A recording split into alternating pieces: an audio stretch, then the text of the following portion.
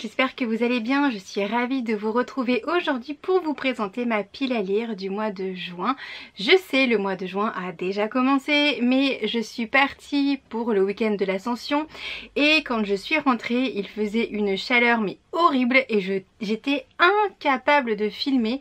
En fait, on avait 32 dans cette pièce. Bon, là il fait 28, donc c'est aussi très chaud et moi j'arrive vraiment pas à filmer quand il fait trop chaud. Je pense que vous le comprenez, on a envie de rien faire.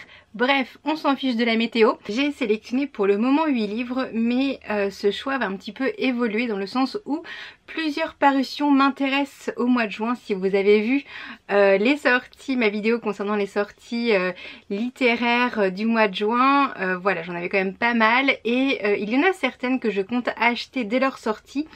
Donc cette liste va un petit peu évoluer au cours du mois. En tout cas, le mois dernier, au mois de mai, j'ai participé au challenge du mois de la fantaisie et je n'ai pas terminé une des lectures. Il s'agit de La Muse des cauchemars de Laini Taylor, publié aux éditions Lumen. J'en suis maintenant à peu près à la moitié. Il faut dire que ces derniers jours, je n'ai pas vraiment eu le temps de lire.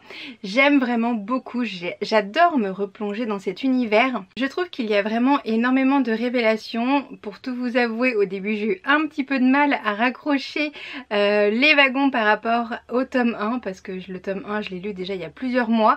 Mais ce qui est bien, c'est que dans ce second tome, on retrouve quand même des petites piqûres de rappel des histoires qui se sont passées dans le premier et surtout du vocabulaire, car il est quand même bien spécifique dans le faiseur de rêves. Bref, celui-ci je le termine cette semaine là, dans les 2-3 jours qui arrivent, car il est vraiment très bien. En juin, je compte lire également un livre qui est sorti il y a vraiment très peu de temps. Il s'agit de L'Arrache-Mot de Judith Bouilloc, publié aux éditions Hachette Roman. C'est un livre que je vous avais présenté dans mon dernier book haul, je crois, je ne sais plus trop, mais il me faisait terriblement envie. L'intérieur est juste sublime. En plus, on nous parle de livres. L'histoire tourne autour d'une bibliothécaire qui a apparemment le don de pouvoir faire vivre les histoires, les mots. Bref, je pense que ça va beaucoup me plaire. On est dans un univers de fantasy, donc pareil, celui-ci je l'attaque cette semaine. On change de registre avec le prochain livre, puisque vous vous en doutez, j'ai lu pas mal de fantasy dernièrement et je compte découvrir La Guerre des papilles de Lucie Castel. C'est publié aux éditions Harlequin dans leur collection EH. On est en Corse cette fois-ci et ça va me rappeler de chouettes souvenirs. J'adore l'île de beauté. Je pense que c'est une romance. À vrai dire, j'ai lu le résumé une seule fois et ça me suffit amplement, car je ne veux pas en savoir trop. J'ai compris que deux familles s'affrontaient, mais s'affrontaient dans le domaine de la pâtisserie. Je pense que ça va être hyper sympa et c'est parfait pour la saison. En plus, la couverture, je la trouve trop bien, trop adaptée, hyper estivale. Bref, je suis impatiente de les découvrir. On continue avec les lectures estivales et je compte découvrir Ceux qui voulaient voir la mer, donc de Clarisse Sabart, publié aux éditions Charleston. Je pense que c'est un livre qui va être parfait pour cet été. Je compte le lire en juin pour vous en reparler avant la période vraiment estivale, juillet et août. Comme ça, si vous hésitez encore à le prendre dans vos bagages, j'espère vous convaincre, car à mon avis, il est génial. Je compte également lire Les voleurs d'histoire de James Riley, publié aux éditions Pocket Jeunesse. Je vous avais présenté ce livre et je vous avais dit que une petite fille, Andy, a le pouvoir de plonger littéralement dans les livres. Quand Finn, son ami, découvre ce don, eh bien il ne rêve que d'une chose, c'est de l'accompagner. Ils vont donc se rendre dans un livre, apparemment, hein, je vous dis juste ce que j'ai compris du résumé. Et par contre, Finn a interdiction formelle d'interférer avec l'histoire. Mais on se doute que tout ne va pas se passer comme c'était prévu. Bref, ça a l'air hyper sympa. C'est un livre jeunesse qui est écrit quand même relativement gros, hein. C'est du pocket, c'est Pocket Jeunesse, donc forcément ça se lit assez rapidement. Il me faisait hyper envie, en plus je l'ai pas vu tourner pour le moment, donc tant mieux. Je compte le découvrir là très vite. En juin, je ne pouvais pas ne pas découvrir le nouveau livre, vous vous en doutez, de Fleur Anna.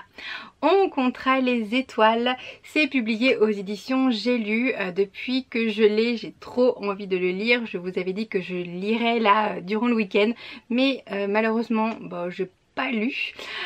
Donc voilà, il faut que je me rattrape un petit peu.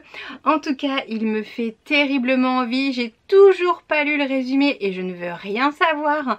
Il paraît qu'il est hyper bien. En même temps, Fleur Anna, hyper bien, ça va toujours ensemble, hein, on est d'accord. Bref, celui-ci, il va être lu d'ici très peu de temps. Au moins, ce qui est bien, c'est que vous voyez quand il y a un nuage qui passe devant le Velux, on ne me voit plus, je suis dans le noir. Et quand il y a du soleil, c'est en train d'arriver, on ne me voit plus non plus, je suis toute blanche. C'est trop bien. Bref, au mois de juin, je voulais également découvrir Quand nos souvenirs viendront danser de Virginie Grimaldi, publié aux éditions Fayard. C'est un livre que j'ai acheté il n'y a pas si longtemps que ça. Il me fait trop envie. Ouh, il est un peu abîmé là. Il y a des petits bouts qui partent. Bon, peu importe, ce qui compte c'est ce qu'il y a à l'intérieur. Je n'entends vraiment que du bien de ce livre. Il me tarde de le découvrir car on est encore avec des personnes âgées. J'adore ce genre de population. Donc c'est le moment de découvrir celui-ci. Le 8e livre que j'ai prévu de lire, il s'agit d'une totale découverte puisque je ne connais absolument pas cette autrice. Je n'ai jamais lu de livre d'elle et pourtant je ne vois que des éloges à son encontre.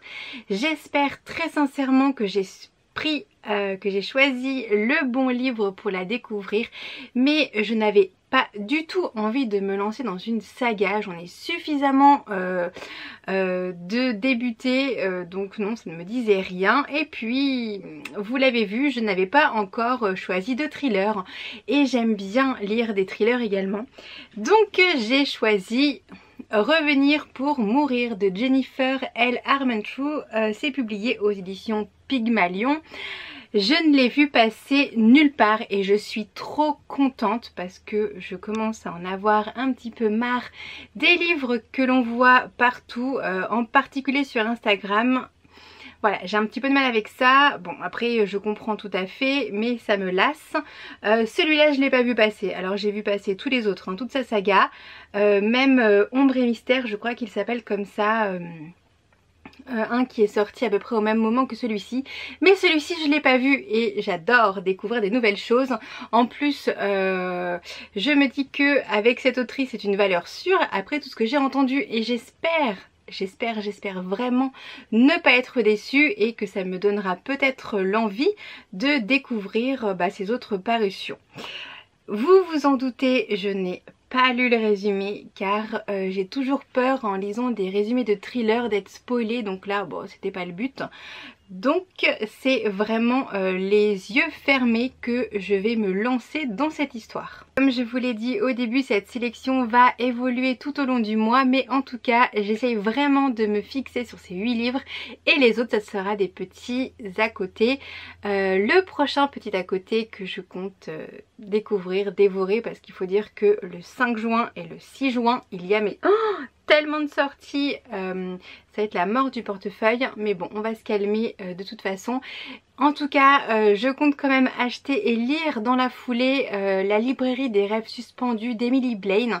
Je ne l'ai pas avec moi, j'attends le jour de sa sortie, donc le 5 juin, et je compte le lire directement après. Merci d'avoir regardé jusqu'au bout, je vous fais plein de très gros bisous et je vous dis à très vite. Salut!